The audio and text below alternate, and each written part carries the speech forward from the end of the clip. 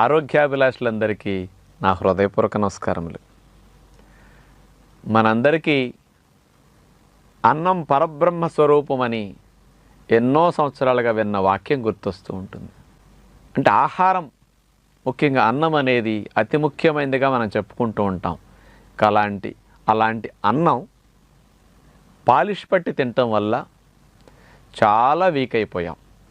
ఆ పాలిష్ పట్టిన తెల్లటి బియ్యం వల్ల ఆ బియ్యం నుంచే నానబెట్టుకు దోశలు వేసుకుంటే బలహీనమైన దోశలు, దాన్నే రవ్వగా చేసి ఇడ్లీ వేసుకుంటే అది బలహీనమైన ఇడ్లీ, దాన్నే రవ్వగా చేస్తే ఉప్మా, అది బలహీనమైన ఉప్మా. ఇందులో పోషకాలు ఉండవు, బి విటమిన్స్ లాంటి పీచులు ఏమీ ఉండవు. ఇలాంటి తెల్లటి సంస్కృతికి మనం అలవాటు పడ్డాం. ఇలాంటి తెల్లటి ఆహారాలు అన్ని చోట్ల అన్ని ప్రాంతాల్లో అందరూ తినే స్థితిలో ఉండగా మనుషులు బలహీనం అయిపోతూ ప్రతిదానికి బి కాంప్లెక్స్ కొట్టాలి, ఐరన్ క్యాప్సూల్స్, కాల్షియం మాత్రలు, ఇట్లా అన్నిటికీ మందులు, సప్లిమెంట్ వాడాల్సిన రోజుల్లో తెల్లటి బియ్యం మాని ముడి బియ్యం తినండి, ముడి ధాన్యాలు తినండి అని చెప్తే కూడా ఏదో కొద్దిమంది నేను చెప్పగా తెల్లటి బియ్యం మానేసి ముడి బియ్యం వైపు మారారు. కానీ బియ్యము కంటే ఇంకా మంచి ధాన్యాలు అనేకం ఉన్నాయని జనాలకు అసలు తెలియదు, మార్కెట్లో దొరికే కాదు. వాస్తవంగా ధాన్యాలన్నిటిలోకెల్లా చూస్తే తెల్లటి బియ్యం, మామూలుగా బియ్యమే తక్కువ పోషకాలు, ఎక్కువ కార్బోహైడ్రేట్స్ ఉన్న ఆహారాలు. ఇలాంటి తెల్లటి బియ్యం సంస్కృతికి, తెల్లటి బియ్యం ప్రోడక్ట్స్కి ఇక బియ్యమే రాజ్యాన్ని వేలే రోజుల్లో వీటన్నిటికంటే ఇంకా మంచి ఆహారాలు ఉన్నాయి, మీరు మారండి, పాలిష్ పట్టకుండా తినండి అని సమాజంలో ఒక చైతన్యాన్ని కలిగించిన గొప్ప వ్యక్తి డాక్టర్ శ్రీ ఖాదర్ వలీ గారు. వారి యొక్క ప్రచారం ద్వారా ఈ మిల్లెట్స్ ఒక ఊపందుకున్న సమాజంలో అందరినీ తెల్లటి బియ్యం వైపు నుంచి మంచి వైపు మళ్ళించాయి. వాస్తవంగా కొర్రలు, అండ్రు కొర్రలు, సామలు, ఇలాంటివన్నీ కూడా, అరికలు, ఇవన్నీ కూడా చాలా పోషకాలు ఉంటాయి.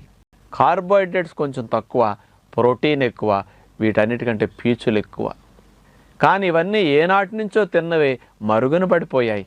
బియ్యం వచ్చిన తర్వాత అన్నీ కొట్టుకుపోయాయి.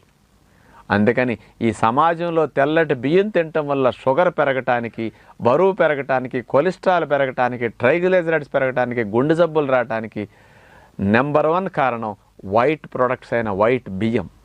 అంచేత వాటిని మానిపించే ప్రయత్నం చేసి ఖాదర్ వలీ గారు ఇలాంటి మిల్లెట్స్ తినమని ప్రచారం చేయటంతో ఎన్నో లక్షల మంది మంచి వైపు ఒక ముందడుగు వేశారు. అలాంటి మిల్లెట్స్ మంచిదేనా, ఇంకా బాగా తినొచ్చా అని ఇంకా చాలామంది అడుగుతూ ఉంటారు. సత్యనారాయణ దాస్ గారు ఏం చెప్తారా అని ప్రతి ఒక్కళ్ళు ఇది కూడా నన్ను అడుగుతూ ఉంటారు. కరెక్ట్, మిల్లెట్స్ అనేది చాలా మంచిది. ఏ టిఫిన్ తినాలన్నా మిల్లెట్స్తో చేసుకున్న ఇడ్లీ, ఉప్మా, తెల్లటి బియ్యం దోశలతో పోలిస్తే కొర్రలతో దోశలు, లేకపోతే రకరకాల మిల్లెట్స్తో దోశలు, మల్టీగ్రెయిన్ దోశలు, మిల్లెట్స్ రవ్వలతో ఉప్మాలు, మిల్లెట్స్ రవ్వలతో మరి అన్నం కానీ, ఇట్లా ఏదైనా చేసుకోవచ్చు. పులిహోరలేంటి, పలావులేంటి, అన్ని వీటితో చేసుకోవచ్చు. ఏది తీసుకున్నా తెల్లటి బియ్యంతో పోలిస్తే చాలా బెస్ట్ ఇవి. అందుకని ఇలాంటి మిల్లెట్స్ని విరివిగా వాడేవారందరూ మీరు చాలా మంచి పని చేస్తున్నారు.